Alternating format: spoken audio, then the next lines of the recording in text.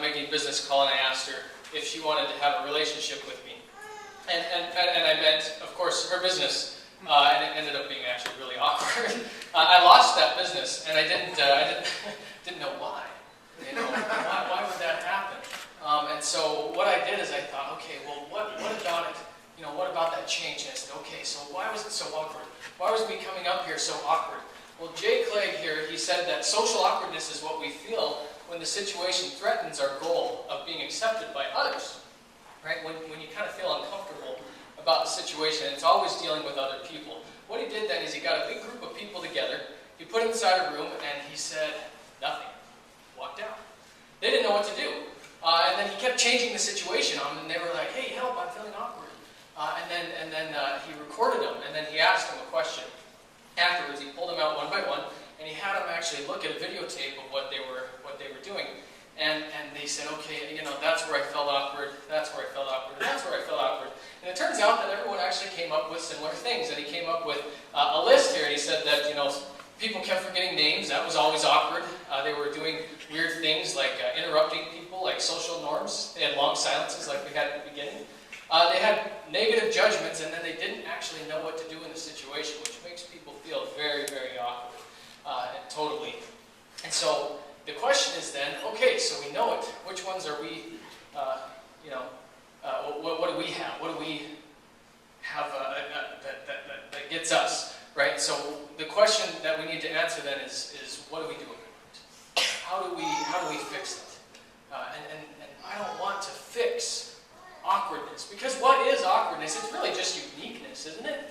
You know, when you talk about someone, you talk about their awkwardness, because it's what you remembered.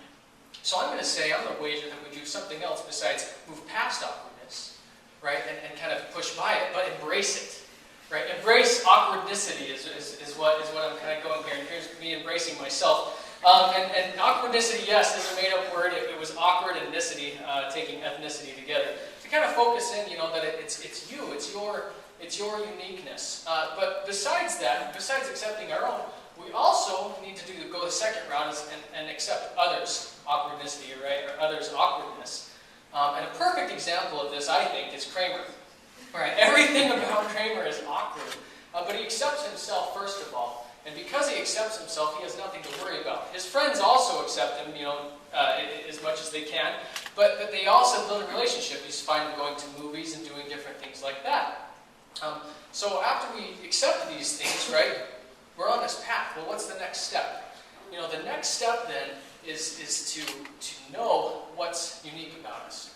Right? Know those awkwardnesses, those things that sometimes bother us, and own it. Here's Napoleon Dynamite eating a tater tot, right? Enjoying something that he loves, and he of course accepts that. So what the group ended up finding that helped them own their awkwardness was four big things. You know, number 4 was common interests, right? Number one was humor, right? And that, you know, number 2 and number 3 were both kind of related to each other. Positiveness and helpfulness, helping other people out of those awkward situations. You know, like my son is right over there, you know, walking and giving me a good look, and helping me feel positive about myself. Right? And it's a wonderful thing that we have. But it also needs to be done kind of fast. Right? These are situations that happen instantly. And so what we found here is that the art of being awkward is accepting awkwardness quickly and with confidence. You know, that was by unknown. If you want me to sign your binder, I'll sign it unknown later. If that was me, by the way. All right, got it. But this last part is confidence. And not confidence sidestepping awkwardness, but confidence in awkwardness. And if we can take one thing from this talk today, it would be that you can take confidence in your awkwardness. Thank you.